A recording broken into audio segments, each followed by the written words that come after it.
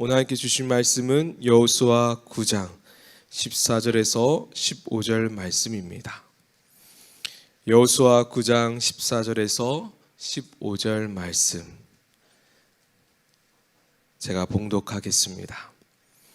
무리가 그들의 양식을 취하고는 어떻게 할지를 여호와께 묻지 아니하고 여호수아가 곧 그들과 화친하여 그들을 살리라는 조약을 맺고 회중 족장들이 그들에게 맹세하였더라.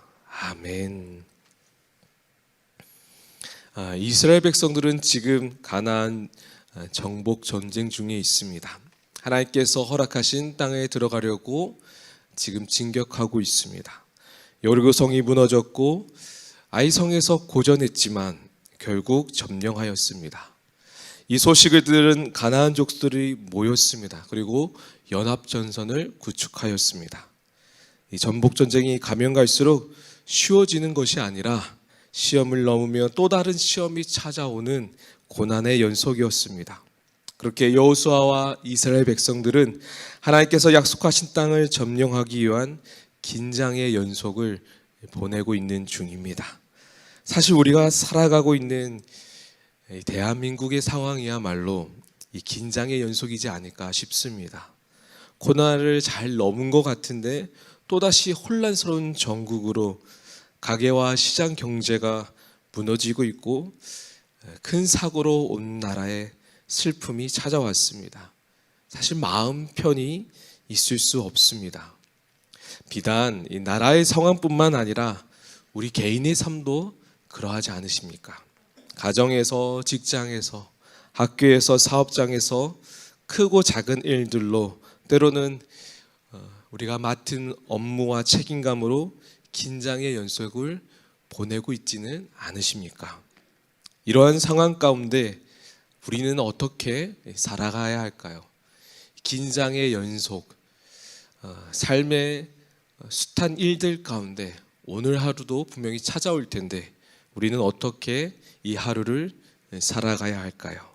우리는 어떻게 이 하루를 보내야 할까요? 오늘 말씀을 보면 기브온 주민들이 나옵니다. 이 기브온 주민들이라는 사람들이요, 여리고성과 아이성이 함락되었다는 무너진 일들을 소식을 듣고 꾀를 냅니다.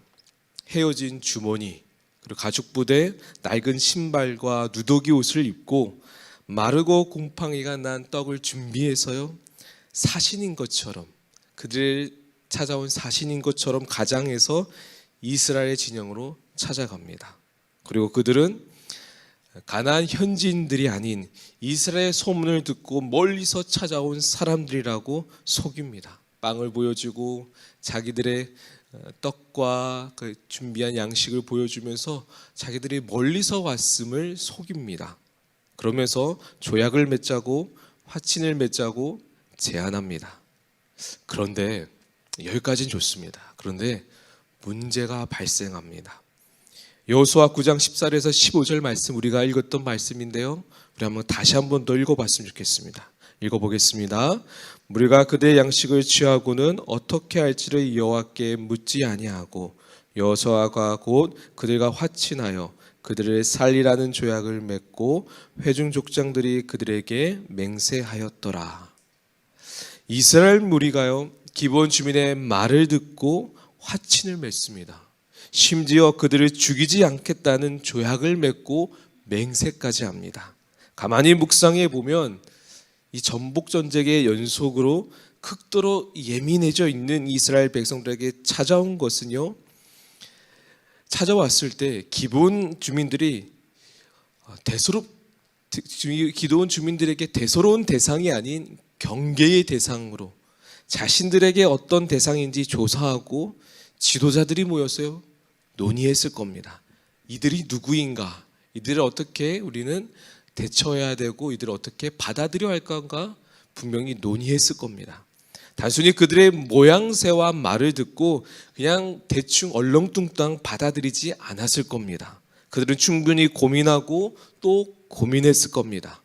그리고 기브온 주민들과 화친을 맺고 그리고 그렇게 조약을 맺었을 겁니다. 그런데 성경에서는 이러한 언약에 있어서의 문제점을 정확히 집어냅니다. 어떻게 할지를 여호와께 묻지 아니하고, 어떻게 할지를 여호와께 묻지 아니하고, 이스라엘 백성들은 하나님께 묻지 아니했습니다. 정확히 이야기하면 하나님의 뜻이 무엇인지 그것을 1순위에 듣고 그것을 말씀의 방향을 삼아 선택을 하지 않았습니다. 하나님께 기도하는 것을 부차적인 것으로, 어쩌면 하나의 방편으로 삼아 보험처럼 여겼을 수도 있습니다. 지금 이스라엘 백성들에게 있어 선택의 기준은 그들의 이기심과 욕심이었습니다. 그들 자신만을 생각합니다. 그들 자신만을 두고 치열하게 고민하고 또 고민합니다. 그들 자신에게 함몰되어 있습니다. 여러분, 당시 고대 근동에서 나라와 나라 사이의 언약은 그 책임이 무거웠습니다. 강대국은 약소국을 위해 군대를 파견하여 그들을 지켜주는 의무가 있었고요. 약소국은 강대국에게 물질적인 조공을 바치는 의무를 지니게 되었습니다. 이스라엘은 지금 강대국으로서 약소국인 기브온 주민들로부터 조공을 받음으로 기브온 주민들을 보호해야 합니다. 그리고 그들에게 정치적으로 군사적으로 원조를 함으로 권력을 행사할 수 있는 위치를 얻게 되었습니다. 이스라엘은 그들이 얻게 될 실질적인 명분과 이익에만 집중하고 있습니다. 사랑하는 성도님들, 우리는 오늘 하루를 살아가면서 수많은 이해관계와 갈등 그리고 긴장의 연속에서 살아갈 겁니다. 마음이 편할 때도 있지만 이내 찾아온 문제와 어려움 앞에 예민할 수도 있습니다.